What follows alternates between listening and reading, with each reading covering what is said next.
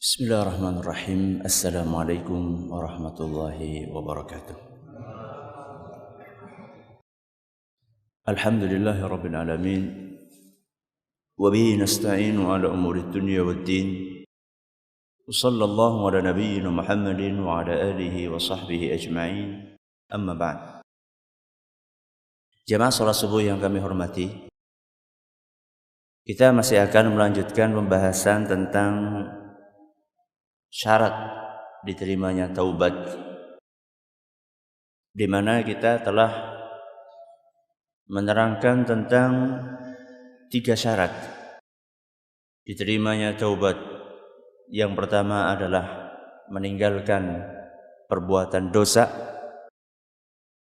Kemudian yang kedua, menyesali perbuatan tersebut. Yang ketiga, bertekad bulat untuk tidak mengulanginya.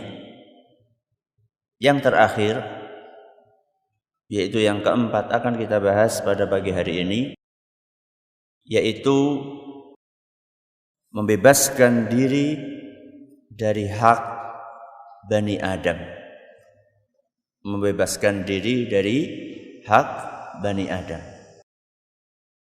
Sebagaimana kita ketahui bahwa dosa itu secara global bisa dibagi menjadi 2. Yang pertama adalah dosa yang kaitannya dengan haknya Allah Subhanahu wa ta'ala. Yang kedua adalah dosa yang bersinggungan dengan haknya Bani Adam. Contoh dosa jenis pertama yaitu dosa yang kaitannya dengan haknya Allah. Contoh seperti tidak sholat misalnya. Apa? Tidak sholat.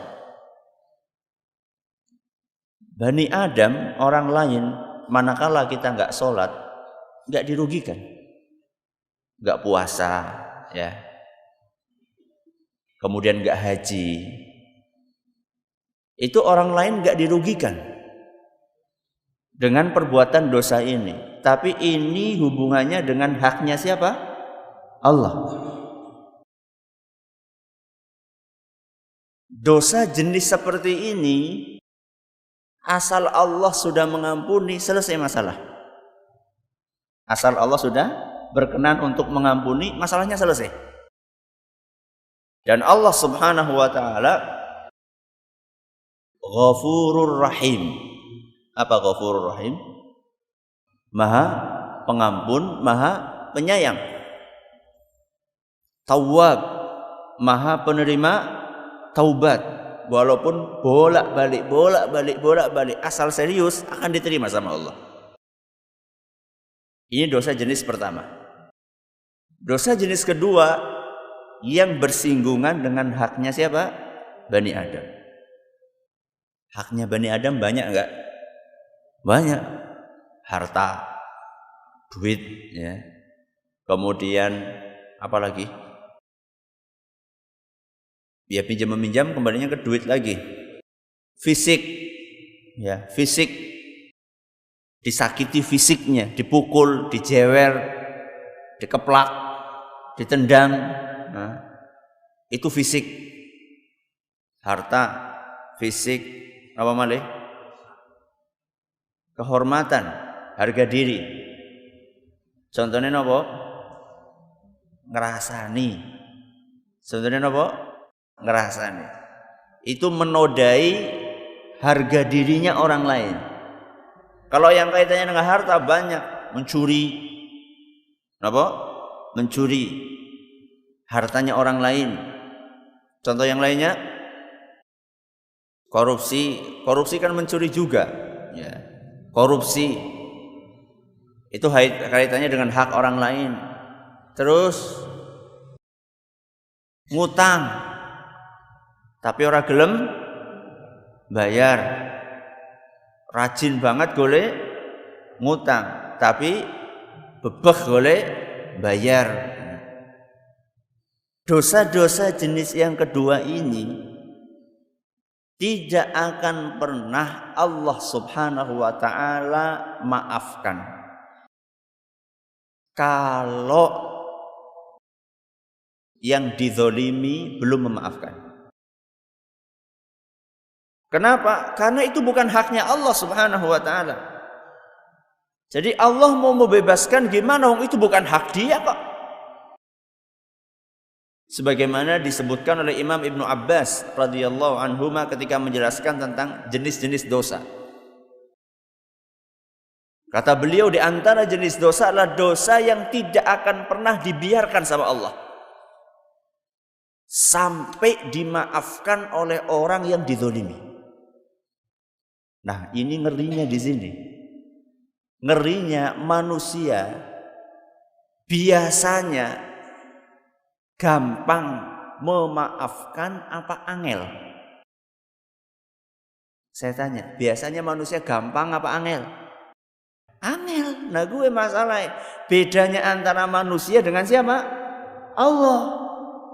Kalau Allah Subhanahu wa ta'ala Ghafurur Rahim, Allah Maha Pengampun, Maha Penyayang, Tawwab, Maha Penerima taubat. Kita mau bolak-balik taubat, selama kita serius akan diterima. Tapi coba pembantu nyolong sepisan, jaluk ngapura, jenengan maafkan. Ping loro Dian asih ping telu priwe sana ganti bela lu ngapain lah ganti sing liyane. Baru 3 kali kita sudah gak tahan. Allah Subhanahu wa ta'ala beda. Disinilah letak perbedaan antara dosa jenis pertama dengan yang kedua. Makanya Nabi SAW sudah wanti-wanti sejak 14 abad yang lalu dalam sebuah hadis yang diriwayatkan oleh Imam Bukhari. Kata Nabi sallallahu alaihi wasallam, "Man kanat 'indahu madlamatun li akhihi falyatahallalhu minha." Barang siapa yang menzalimi saudaranya, maka hendaklah dia minta dihalalkan saat ini juga. Barang siapa pernah menzalimi macam-macam tadi itu, nyolong, mukul, ngerasani, dan yang semisalnya, kata Nabi, falyatahallalhu minha. Hendaklah dia minta dihalalkan. Minta dihalalkan itu apa? Boleh sertifikasi halal kata niku. Minta dihalalkan itu artinya adalah minta dimaafkan, dibebaskan. Berarti nek ngutang berarti njaluk nyong aja bayar ya. Nek ngutang ya dibayar. Kalau ngerasani ya minta maaf. Kalau nyuri ya dikembalikan. Dikembalikan sekaligus minta maaf. Gue sing angel gue korupsi gue. Sing angel apa? Korupsi. Wis korupsi akeh maning. Gue golek njaluk ngapura mau wong se-Indonesia gue. Nasallallahu alaihi wasallam, semoga Allah melindungi kita semuanya. Kata Nabi SAW, "Falyatahallalhu minha." Maka hendaklah dia minta dihalalkan saat ini juga. Fa innahu laisa thamma dinarun wala dirham. Karena nanti kalau sudah datang hari pembalasan, dinar dan dirham ora kanggo. Dinar dan dirham itu adalah emas dan perak. Duit itu enggak kanggo, enggak bermanfaat. Sebelum datang hari itu, mendingan cepat-cepat minta maaf. Terus kalau misalnya enggak minta maaf, kenapa wahai Rasul? Apa resikonya kalau misalnya kita gengsi untuk minta maaf? Ini biasanya dari atasan kemana? Ke bawahan. Gengsi. Dari orang tua ke anak. Dari guru ke siapa? Murid. Mosok kok guru njaluk ngapura karo murid? Sorry ya. Tahun jewer murid nganti padahal kesalahannya tidak terlalu. sampai nangis, sampai mungkin berdarah. Atau orang tua pernah menghukum anaknya berlebihan. Zalim itu. Kesalahan kecil hukumannya melebihi kadar kesalahannya. Zalim itu. Atau bos kepada siapa? Bawahannya. Gaji orang cepat-cepat dibayar. Zalim itu. Nabi SAW mengatakan, A'tul ajira ajrahu qabla an yajiffa araquh. Berikanlah gaji kepada pegawai kalian sebelum keringatnya apa? Kering. Ini keringatnya wis kering, nanti keringatan maning. Orang dibayar-bayar. Zalim itu. Falyatahallalhu minhu al-yawm. Minta maaf sekarang. Jalur ngapura ya, gajinya biar udah tak bayar. Ngapura mbok. Ya kalau dibayar gajinya. Kalau tidak dilakukan kata Nabi SAW, min qabli an yu'khadha li akhihi min hasanatihi. Kalau tidak dilakukan maka Allah Subhanahu wa taala akan mencabut pahala-pahala yang sudah kita miliki. Pahala apapun itu. Dalam riwayat Muslim, ini riwayat Bukhari. Dalam riwayat Muslim, ketika Nabi bercerita tentang muflis, tentang orang yang bangkrut, ya'ti bi sholatin wa siyamin wa zakat, punya pahala salat, punya pahala puasa, punya pahala zakat. Pahala-pahala ini akan dicabut oleh Allah Subhanahu wa taala. Sudah kita capek ngumpulkannya, sudah puluhan tahun, sedikit-sedikit kita kumpulkan pahala tersebut. Salat yang puluhan tahun kita lakukan, puasa yang puluhan tahun kita lakukan, zakat yang kita keluarkan dari harta kita, oleh Allah Subhanahu wa taala akan dicabuti. Kemudian diberikan kepada orang-orang yang kita zalimi tersebut. Itu loh efeknya, dampak buruknya dari gengsi yang salah tempat. Biasanya kan majikan kok minta maaf sama bawahannya. Gengsi lah, masa majikan minta maaf? Bos masa minta maaf? Orang tua masa minta maaf sama anak? Perasaan gengsi yang seperti ini efeknya akan dirasakan sampai hari kiamat. Akan dicabut oleh Allah Subhanahu wa taala amal-amal saleh yang sudah kita kumpulkan puluhan tahun. Akan dibagikan kepada orang-orang yang dizalimi tersebut. Nek saben dina ngrasani wong 10 ping. Usianya berapa? Sing 50 tahun ya 50 tahun. 50 tahun saben dina ngrasani wong 10. Berarti 10 ping 360 ping 50 tahun.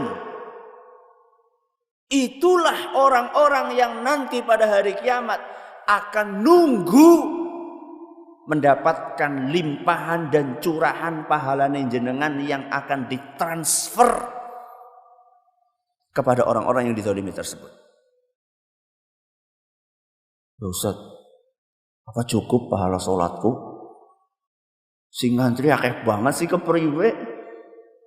Kata Nabi sallallahu alaihi wasallam, fa illam yakun lahu hasanatun ukhidha min sayyiatihi faturihat alaihi. Seandainya pahalanya tidak cukup untuk menebus kesalahan-kesalahan tersebut, maka gantian pahalanya wis sentong, gantian dosa orang-orang yang dia zalimi itu oleh Allah dikurangi. Setelah terkumpul, blek, dikasihkan kepada kita yang menzalimi mereka. Pahalane dewek entong, esi ketambahan menanggung dosanya orang lain. Hadis riwayat Bukhari. Maka wajar seandainya orang-orang yang seperti ini dikatakan oleh Nabi sallallahu alaihi wasallam al-muflis dalam riwayat Muslim. Apa artinya muflis? Bangkrut. Ini adalah kebangkrutan yang hakiki. Kebangkrutan tingkat tinggi. Tidak ada kebangkrutan yang lebih parah daripada kebangkrutan seperti ini. Kebangkrutan yang tidak bisa kita memperbaiki lagi. Kenapa? Karena hari kiamat nggak bisa nambah amalan. Ini sudah kejadian hari kiamat, bukan sekarang ini. Ini kejadian hari kiamat. Hari kiamat nggak bisa kita nambah amalan. Puasa yang lama-lama kita kumpulkan habis, sholatnya habis, hajinya habis, zakatnya habis. Mau nambah nggak bisa, masih ketambahan dosa orang-orang yang kita zalimi. Makanya syarat yang keempat supaya tobat diterima. Kalau dosanya kaitannya dengan hak Bani Adam, cepat-cepat sekarang sebelum meninggal. Kita nggak tahu kapan kita meninggal. Bisa jadi setelah ini 5 menit lagi kita meninggal. Mumpung urung meninggal, minta maaf, minta maaf. Kepada siapapun juga, kakak kita, adik kita, paklik kita, bude kita, orang tua kita, bapak kita, ibu kita, anak kita, teman kita, saudara kita, bawahan kita, karyawan kita, bos kita, guru kita. Minta maaf. Sebelum datang hari di mana duit tidak lagi bisa berbicara. Semoga yang sedikit ini bermanfaat. Terima kasih atas perhatiannya. Mohon maaf atas segala kurangnya. Kita tutup dengan membaca subhanakallahumma wa bihamdika asyhadu an la ilaha illa anta astaghfiruka wa atubu ilaik. Assalamualaikum warahmatullahi wabarakatuh.